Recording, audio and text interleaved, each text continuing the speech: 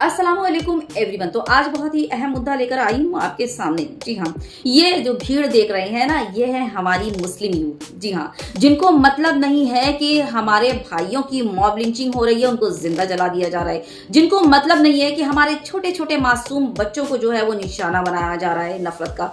जिनको मतलब नहीं है कि हमारी बहन बेटियों की इज्जत के साथ खेला जा रहा है। जिनको मतलब नहीं है कि एक जो है ठरकी नेता आकर कभी मीट पर अपनी जो है गोबर गलाजत उगल जाता है और कभी हमारी बेटियों के हिजाब पर जो है सवाल खड़े करके और माहौल में जो है अफरा तफरी पैदा करके जबरदस्ती जेसार के नारे लगवा कर निकल जाता है।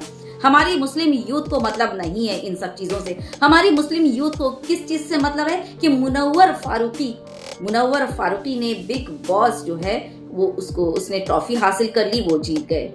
और भीड़ देख लीजिए, क्या बोलूं, भीड़ देख रहे हैं। बहुत ही अफसोस की बात है कि ये भीड़ उस वक्त गायब रहती जितनी चीजें मैंने आगे आपको सुनाई। ये भीड़ मुझे एक बार भी कहीं पर भी जितनी चीजें मैंने गिनवाई नजर नहीं आई, मुझे कहीं पर भी नजर नहीं आई। ये बहुत ही दुख की बात है। तो आज मुसलमानों के साथ जो हो रहा है ना, तो रोना मत रोया करो कि हमारे साथ जुल्म हो रहा, हमारे साथ ये हो रहा। आप खुद इसके जिम्मेदार हो। तो बाबरी मस्जिद जैसे तैसे गया तो गया, और हम मुसलमानों ने सुप्रीम कोर्ट के ऑर्डर को इज्जत देते हुए, उसका एहतराम करते हुए और मुल्क की जो है वो अमन और सुकून में कोई फर्क ना पड़े, चुप्पी सादी बर्दाश्त किया। लेकिन आपको पता है उसका नतीजा क्या हुआ। उसके बाद ये पे दर पे हमारे हर एक दरगाहों पर, मज़ारों पर और मस्जिदों पर हमला आवर होते जा रहे हैं। तो बाबरी मस्जिद के बाद आई बारी ज्ञान वापी की, जैसा कि आप सभी जानते हैं। उस वक्त भी ये भीड़ गायब थी।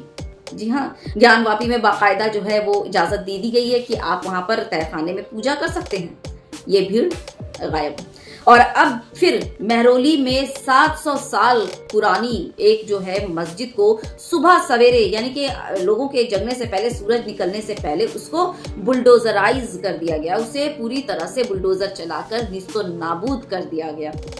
उस वक्त भी ये भीड़ जो मुनव्वर फारूकी का जश्न मना रही है बिग बॉस जीतने का, गायब पूरी तरह से। ये है हमारी मुस्लिम कौम जो कहती है कि हम पर जुल्म हो रहा है। जी, तो अपने मुस्लिम कौम और मुस्लिम यूथ से मैं ये कहना चाहूंगी कि अगर आपका मुनव्वर फारूकी के कामयाबी का जश्न खत्म हो गया हो तो जरा इस तरफ भी नजर कर लीजिए, है ना, आवाज उठाने की कोशिश कीजिए। शायद आप जितना सोशल मीडिया में एक्टिव हैं और ये नाच गाने वाली रील से जरा फुर्सत मिल जाए तो जरा सा जो है इन सब चीजों पर भी ध्यान दे दीजिए, क्योंकि सिर्फ मेरा नहीं, आपका भी जो है वो बनता है, आपकी भी ड्यूटी बनती है ना।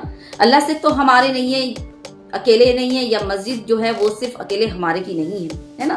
कभी ना कभी भूले भटके तो आप लोग मस्जिद वगैरह पहुंच ही जाते होंगे, अल्लाह को याद कर लेते होंगे। तो उसी नाते आपको जरा शर्म दिला रही हूँ कि कभी कभार जो है वो ये रील की दुनिया से और नाच गाने की दुनिया से बाहर आकर ना इस तरफ भी ध्यान दे दीजिए। और जिस तरह से आपने मुनव्वर फारूकी के लिए पूरा बिग बॉस एपिसोड देखा, उसके बाद जश्न मना रहे हैं और भीड़ भी लगाई हुई है जश्न की, इस तरह से जरा सा एक्टिव हो जाएं, ठीक ना।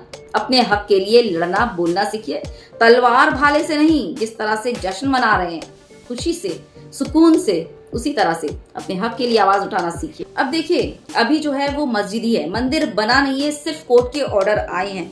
लेकिन इन नारंगी नमूनों का कॉन्फिडेंस देख लीजिए। मस्जिद की जगह जो है ज्ञान वापी मंदिर और का पोस्टर जो है वो लगा दिया है, और ये सारा मामला जो है वो खुले तौर पर खुले आम हो रहा है। सरकार, प्रशासन, सबको खबर है, ये वीडियो काफी वायरल है, लेकिन सब के सब जो है वो तमाशबीन और खामोशी से तमाशा देख रहे हैं कि हाँ ठीक है, चलो इसी से तो हमें वोट मिलने वाला है, ये धर्म की राजनीति से ही। तो जब हमारे साथ यानी मुसलमानों के साथ जुल्म और ज्यादती, नाइंसाफी हो रही है ना, तो इसके जिम्मेदार जो है ना वो खुद हम लोग हैं। जी हाँ, बिल्कुल हम लोग हैं। मुसलमान नाम होने से कोई मुसलमान नहीं हो जाता, ये याद रखिएगा। जिंदा होने के लिए जिंदा नजर आना भी जरूरी है, जैसा कि आप देख रहे हैं कि किस तरह से कुछ ज्यादा ही जिंदा होकर के निकल आए हैं। जी हाँ, बस चले तो कब्रों से भी खोद कब्र कहाँ इनके, ये तो जल, खैर ज्यादा कुछ नहीं बोलना। हाँ, तो वो बोल रही हूँ कि जिंदा होने के लिए जिंदा नजर आना भी जरूरी है। लेकिन आज की मुस्लिम कौम पूरी तरह से मर चुकी है,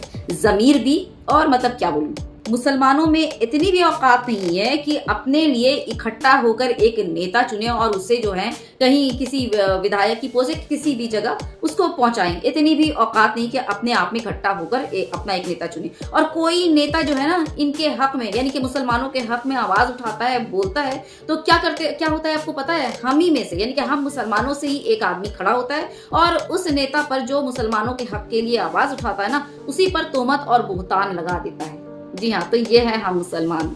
यानी कि हम लोगों की औकात जो है ना वो कुछ भी नहीं रही, बिल्कुल कुछ भी नहीं रही। और इसका मतलब आप ये समझ लीजिए कि आपस में हम लोग जो है ना वो लड़कर दूसरे को जिता रहे हैं और दूसरे को फायदा दे रहे हैं। तो ये है, यकीन रखिए, ये है हमारी मुसलमान कौम। क्या बोलूं? तो ज्यादा से ज्यादा वीडियो शेयर कर दीजिएगा। हो सकता है कि वो जो जमीर मुर्दा हो गए हैं और जिंदा होकर भी मुर्दों की तरह जिंदगी गुजारने वाले जो इंसान है, जो मुसलमान है, शायद कुछ समझ रहे हैं। जी हाँ, शायद ज़मीर जाग जाए या शायद कुछ अकल आ जाए, कुछ भी। और हमारे बहुत सारे ऐसे भाई बहनें भी हैं जो हक के लिए आवाज़ उठा रहे हैं और डट कर उठा रहे हैं, खुलकर उठा रहे हैं। उनको मेरी तरफ से ग्रेट सल्यूट है, बहुत ज़बरदस्त, ठीक है। लेकिन ज़्यादा आबादी ज़्यादा जो हमारे में है ना मुसलमान, वो टिकटॉक और रील बनाने में बहुत ही ज़्यादा, क्या बोलूँ, समझ रहे हैं ना।